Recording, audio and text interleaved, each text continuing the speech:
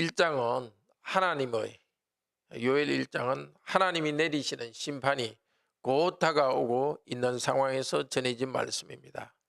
교회 공동체에 회개하라고 부르시는 하나님의 음성입니다. 1절에서 4절은 이전에 없던 큰 재난이 오고 있다고 말합니다. 늙은 자들, 땅의 모든 주민은 장로들과 이 땅 주민을 말합니다.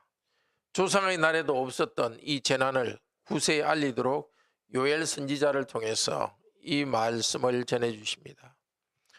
오래전 모세를 통해서 하나님과 언약을 맺을 때 노래를 지어서 불러서 후세대에게 영원히 기억하도록 했습니다. 그 노래의 내용에는 말세에 당할 재난에 대해서 옛날을 기억하라, 역대 연대를 생각하라, 네 아버지에게 물으라, 그가 네게 설명할 것이요, 네 어른들, 늙은 자, 장로에게 물으라, 그들이 내게 말하리로다 하신 말씀이 요엘 시대에 반복되고 있습니다. 하나님을 배반했기 때문에 흉년이 오고 그리고 굶주림이 오고 있는 것을 노래를 지어 부르듯이 이 요엘 말씀의 기록에서 후손들이 알게 하라는 것입니다. 오래전에 말한 그 언약의 저주, 하나님의 언약을 지킬 때는 복을 주지만 지키지 않을 때는 저주를 내리신다는 언약의 저주가 실제 임했습니다. 그 재난에서 해야 될 일, 또 그리고 실제 한 일을 기록하여 다음 세대를 위한 교훈으로 삼아야 합니다. 우리도 이 말씀을 들으면서 우리 시대의 교회와 사회에 하나님의 징계를 달게 받으면서 회개하도록 합시다. 그리고 우리의 경험을 자녀들에게 알려서 우리보다 나은 신앙생활, 일상의 삶을 살도록 도웁시다. 4절에서 말합니다. 메뚜기들이 곡식과 과일을 다 먹어치우는 재난이 일어나고 있습니다. 출애굽기 10장 4절에서 이집트에서 내린 재앙, 메뚜기 재난을 이제 백성들에게 내립니다. 다시 한 민족이 올라와서 들판을 해야 할 것이라고 6절에서 말합니다. 신명기 28장 36절에서 46절은 메뚜기의 재앙을 이야기했고 동시에 이방 군대의 침략을 말했습니다. 언약을 어긴 하나님의 백성에 대한 심판을 말했습니다. 그 일이 눈앞에 벌어지고 있습니다. 흉년과 적의 침략이 오고 있습니다. 메뚜기 재앙, 메뚜기가 때로 몰려와서 밭을 먹어치우는 메뚜기 재앙, 이것은 메뚜기 재앙을 이야기하기도 하지만은 이방 군대가 메뚜기처럼 많은 것을 비유로 말하기도 합니다. 주전 701년에 아시리아 군대가 예루살렘을 포위했습니다. 그리고 597년, 586년에는 바벨론 군대가 예루살렘을 포위하고 결국 예루살렘을 멸망시켰습니다. 그러니까 오늘 본문은 실제 메뚜기들을 말하기도 하고 혹은 비유적으로 메뚜기처럼 많은 군대들이 와서 하나님의 백성을 칠 것을 말하고 있습니다. 이때 어떻게 해야 되겠습니까? 5절부터 끝까지 말합니다. 통곡하여 여호와께 부르짖으라고 말합니다. 5절에서 7절은 말합니다. 술 취한 자들아 통곡하라, 적들이 왔다. 술 취하며 즐거워하는 사람들에게 통곡하라고 합니다. 이제 포도주가 없어졌습니다. 외국 군대가 올라와서 내 포도나무를 멸한다고 말합니다. 직역하면 내 포도나무를 황폐함에 둔다. 황폐함에 둔다는 것이 샴마고 둔다는 것이 심입니다. 이 샴, 심, 수음 이런 발음은 하나님께서 예루살렘에 성전을 두신 것에 대해 쓰는 말입니다. 신명기 12장 11절에는 너희는 너희 하나님 여호와께서 자기 이름 쉔을 두시려고가 심입니다. 택하신 그곳으로 샴입니다. 이거 쉔심샴, 이것은 하나님의 성전에 대해서 쓰는 독특한 표현입니다. 그런데 심판을 말하는데 하나님의 성전에 대한 발음도 들리고 있습니다. 하나님께서 벌하시는 것은 성전에서 하나님의 경배를 받으시는 하나님께 올바로 경배하지 않았기 때문에 내리는 벌입니다. 그런데 이 벌 가운데서 하나님께서 포도나무를 내 포도나무라 이렇게 합니다. 땅을 유린하게 하시는 하나님은 그 땅과 백성을 내 포도나무로 벌하십니다. 미워하는 것이 아니라 사랑하기 때문에 백성들을 회복시키기 위하여서 내 포도나무를 벌하십니다. 8절에서 10절은 모든 사람들에게 말합니다. 앞쪽에 5절은 술 취한 자들에게 말했고 8절부터 10절은 모든 사람들아 통곡하라고 말합니다. 굶주림이 심해서 성전에 드릴 곡식과 포도주가 없게 되었습니다. 이 곡식으로 드리는 제사를 소제라 하고 포도주로 드리는 제사를 전제라고 합니다. 곡식이 없어서 이제 하나님께 드릴 제사 제물도 없기 때문에 통곡하라고 말합니다. 그리고 11절 12절은 기근 때문에 농부들에게 슬퍼하라고 합니다. 사람의 즐거움이 말랐도다. 하나님께서 언약 백성에게 주실 풍요가 없고 그래서 기쁨이 사라졌습니다. 마지막으로 13절에서 18절은 제사장들아 통곡하라 이렇게 말합니다. 먹을 것이 없기 때문에 곡식 제사인 소제도 드리지 못하고 포도주 제사인 전제도 드리지 못합니다. 이 곡식으로 드리는 제사와 포도주로 드리는 제사는 매일 양을 잡아서 드리는 번제와 함께 드리는 것입니다.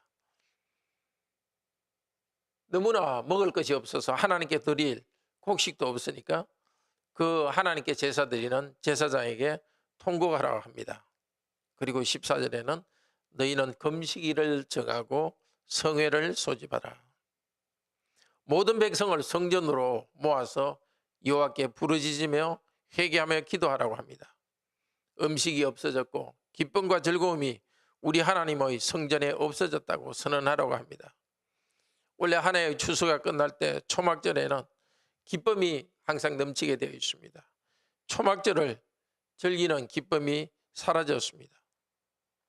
하나님 백성은 추수가 끝난 후에 주신 풍요를 가난한 자와 레위인 그리고 제사장과 함께 나누면서 먹고 즐거워하게 했습니다.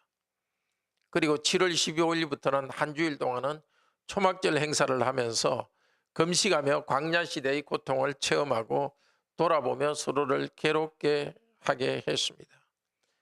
이제 그 기쁨은 사라지고 금식의 슬픔만 남았습니다. 긴급히 전국적인 금식을 선포하고 모이라고 합니다. 적들의 침략 때문에 추수를 하지 못해 곡식이 썩어 들어갑니다. 적들이 곡식을 가져가므로 창고가 빕니다. 가축도 통곡하고 있습니다. 선지자는 이렇게 하나님 말씀을 전한 다음에 19절부터는 내가 통곡합니다 여호와여. 자기가 모범을 보이면서 먼저 통곡하며 기도합니다. 불이 밭과 나무를 살랐기 때문에 큰 비가 내리지 않고 큰 재난이 왔기 때문에 불이 밭과 포도나무를 살라는 그런 가뭄이 계속됩니다. 가뭄이 심하고 적들의 공격이 있는 것은 하나님께서 불로 심판하는 것과 같습니다. 요엘 선지자는 백성을 대신하여 백성을 위하여서 통곡하며 기도합니다. 형제자매 여러분, 오늘은 통곡하고 슬퍼할 날입니다. 여호와께서는 예배와 삶에서 신실하지 않은 백성에게 이렇게 재난을 내렸습니다. 가뭄, 메뚜기로 인한 기근, 적들의 침략, 이 모두는 하나님이 내리시는 불심판과 같습니다. 선지자는 전 교회가 회개하고 통곡하라는 여호와의 말씀을 전합니다. 그 자신이 먼저 통곡하며 부르짖었습니다. 우리 모두에게 지금도 금식하며 통곡할 때입니다. 성도인 우리들이 포도의 주에 취한 사람들처럼 즐거움이 인생의 목표가 되어 있지는 않습니까? 물질적 풍요를 즐기면서 혹은 그런 풍요를 갈망하면서 술에 취한 사람처럼 영적으로 혼란스럽지 않습니까? 교회의 말씀이 빈약하고 성도들은 말씀을 듣고 읽는 것을 게을리하고 빛이 약해지고 있습니다. 교회와 성도의 입과 손발을 통해서 하나님의 말씀의 빛이 세상에 비치지 않으면 세상이 어떻게 되겠습니까? 하나님은 다시 굶주림을 보낼 수도 있고 전쟁을 보낼 수도 있습니다. 두려워하며 통곡하며 돌아갑시다. 경제가 혼돈되고 정치에서 정의가 약해지는 것은 굶주림이나 전쟁 이상의 큰 고통을 줍니다. 정치인을 손가락하기 전에 세상에 비친 우리가 먼저 통곡하며 죄를 벗어버립시다. 말씀을 중심으로 우리 삶을 새롭게 거룩하게 살아갑시다. 우리를 통해서 오늘도 주님의 빛과 함께 복이 세상으로 흘러 들어가게 합시다. 우리에게 주신 교회와 가정과 직장, 시민적 책임을 손해를 보더라도 신실하게 감당합시다. 착하고 충성된 종아, 칭찬받는 하루가 되기를 바랍니다. 우리의 실수와 악함과 약함을 다시 용서하시고 일어서게 하시는 그리스도의 보혈 공로를 의지하여 통곡하며 회개하고 일어섭시다. 성령님의 거룩하게 하시는 능력을 의지하여 소명과 직분의 자리를 향해 나갑시다. 모든 사람이 자기 직분에 충실하도록 기도합시다. 자비로우신 하나님, 하나님의 백성들이 우상 숭배하고 정의를 행하지 않고 말씀에 순종하지 않을 때 이렇게 거듭거듭 경고하셨습니다. 메뚜기를 수많은 메뚜기 떼를 보내서 들판의 곡식을 먹어치우게 하고 가뭄 때문에 곡식이 자라지 않고 그 자란 얼마 되지 않은 곡식을 메뚜기들이 먹어치울 것이라는 경고를 하셨습니다. 실제로 그 일이 일어났습니다. 또 이방 군대들이 메뚜기처럼 몰려와서 그 땅을 포위하고 결국은 나라를 멸망시켰습니다. 오 자비로우신 하나님, 우리 자신을 이 말씀에 비추어서 회개하는 이 아침 되게 하소서. 주님께 주신 풍요는 좋아하면서 우리 주님을 높이고 경배하고 찬양하는 이에는 게을렀던 것을 회개하게 하소서. 우리의 죄 때문에 하나님께서 심판하실 일을 거두어 주소서. 회개하며 하나님께로 바로 돌아가서 하나님을 경배하고 말씀에 순종하는 삶을 살아서 하나님께 영광 돌리게 하소서.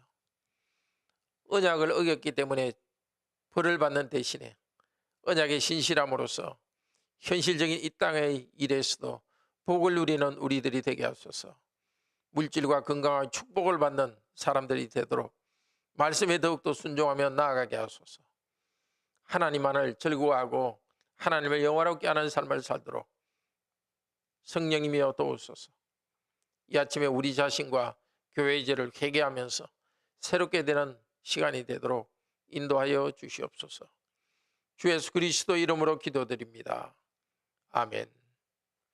은혜로운 기도 시간 되기를 축복합니다.